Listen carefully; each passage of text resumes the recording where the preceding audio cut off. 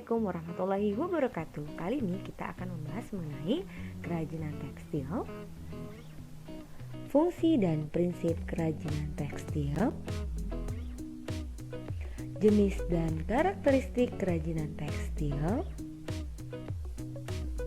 tapestri, batik, sulam, jahit aplikasi,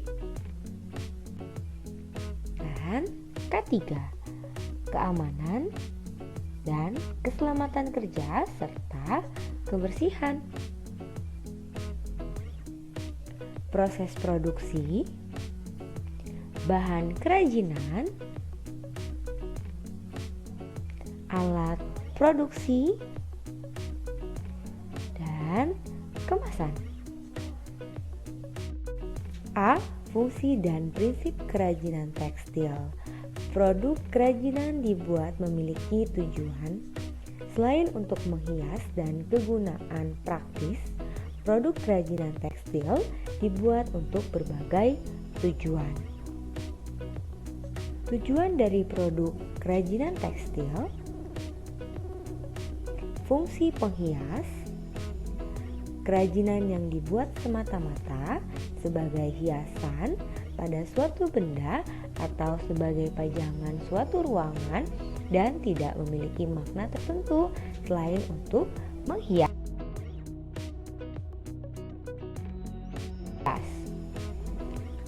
Fungsi benda pakai, kerajinan yang dibuat berdasarkan tujuan untuk digunakan sebagai kebutuhan sehari-hari. Fungsi kelengkapan ritual, kerajinan yang mengandung simbol-simbol tertentu dan berfungsi sebagai benda magis berkaitan dengan kepercayaan dan spiritual. Fungsi simbolik, kelambangan hal tertentu yang berhubungan dengan nilai spiritual. Contohnya tapestri, tenun, dan batik yang dibuat dengan motif simbolik. Gambaran perbedaan kerajinan fungsi hias dan fungsi pakai. Di sini ada contoh, misalkan cangkir yang dominan fungsi pakai dapat digunakan sebagai wadah air minum. Gambar kedua, cangkir dengan tambahan unsur ornamen tetap masih dapat digunakan sebagai wadah air minum. Dan gambar ketiga, cangkir yang syarat dengan unsur estetik tidak untuk digunakan kecuali hanya sebagai hiasan saja. Keunikan bahan kerajinan. Bahan dasar yang digunakan sebagai kerajinan dapat berasal dari bahan alam, bahan buatan, bahan limbah organik, dan bahan limbah anorganik. Teknik pengerjaan sebuah kerajinan dipengaruhi oleh alat yang dipakai. Teknik yang digunakan diantaranya adalah teknik jahit untuk tekstil menggunakan alat mesin jahit, teknik ukir untuk kayu menggunakan alat pahat, teknik rajut untuk serat menggunakan alat headpan, teknik sulam untuk jenis dan pita menggunakan jarum, dan lain-lain. Keterampilan tangan. Pengrajin adalah seorang profesional yang bekerja secara konsisten berkualitas tinggi dalam menciptakan sebuah produk.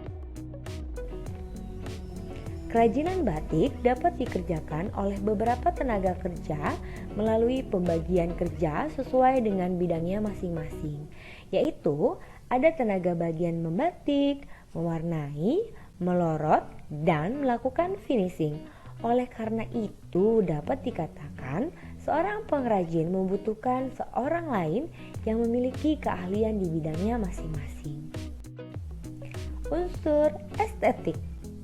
Nilai estetik dalam karya kerajinan, fungsi hias dan fungsi pakai dilihat dari aspek bentuk, warna, ragam hias dan komposisi. Adanya unsur estetik pada karya kerajinan dapat meningkatkan citra produk kerajinan tersebut. Produk kerajinan tapestri dibentuk berdasarkan pada proporsi, komposisi, keseimbangan, dan kesatuan, irama, serta pusat perhatian sebagai dihasilkan produk kerajinan yang harmonis, fungsi warna sebagai penunjang keindahan dan juga sebagai perlambangan. Unsur hiasan atau biasa disebut dengan ornamen. Unsur hiasan atau ornamen adalah unsur dekorasi yang dibuat dengan berbagai cara, diantaranya dilukis, diukir, dan dicetak. Ragam hias merupakan identitas suatu daerah yang memiliki keunikan dan karakteristik yang berbeda dari daerah satu dengan yang lainnya. Ragam hias daerah dapat diaplikasi pada macam-macam benda. B. Jenis dan karakteristik kerajinan tekstil. Jenis dan karakteristik kerajinan tekstil dapat diwujudkan dalam kesatuan bahan dan teknik.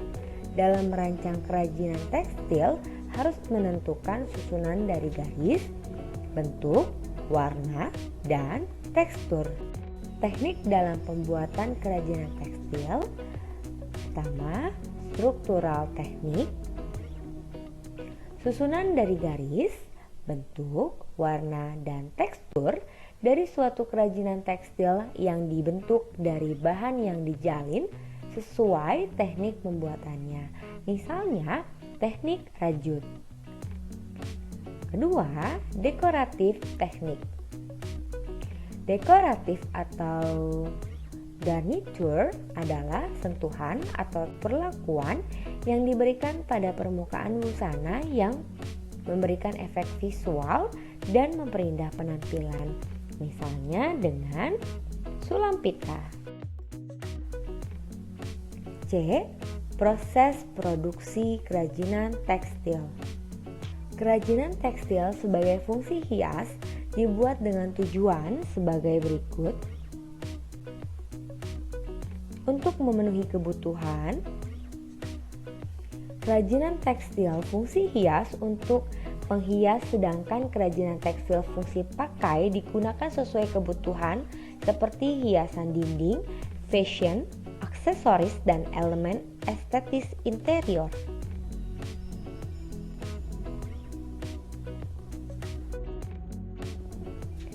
Kerajinan tekstil sebagai fungsi hias dibuat dengan tujuan sebagai berikut. Kerajinan tekstil hasil pengembangan. Kerajinan tekstil dengan fungsi hias dapat pula dibuat dengan memodifikasi bahan dan teknik. Terkadang para pengrajin memberikan inovasi pada produk kerajinan mereka yang dinilai telah usang atau membosankan. Cara ini dinilai berhasil untuk meningkatkan daya tarik dan nilai jual produk. Tapestry.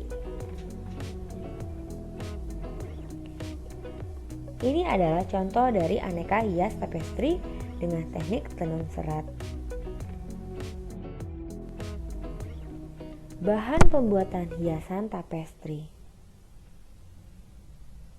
Bahan yang digunakan untuk membuat hiasan tapestry ada benang tipis untuk lungsi, benang katun atau nilon tipis, 2. Benang tebal untuk pakan. Alat yang digunakan dalam pembuatan hiasan tapestry. Kayu snap-ram yang diberi paku untuk benang lungsi, alat pembuatan tenun serat, batang kayu atau sumpit,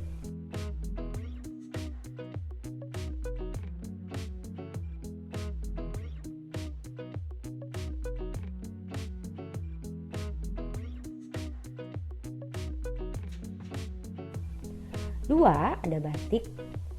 Sejak dahulu kala, Indonesia telah menggunakan produk batik sebagai alat memenuhi kebutuhan hidup sehari-hari, mulai dari pakaian hingga kebutuhan ritual budaya.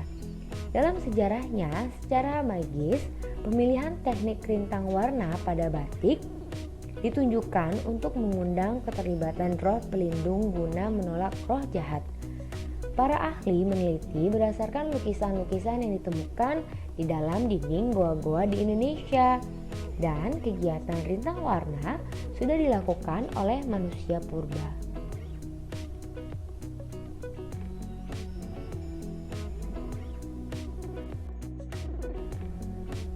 Aneka kain rintang warna.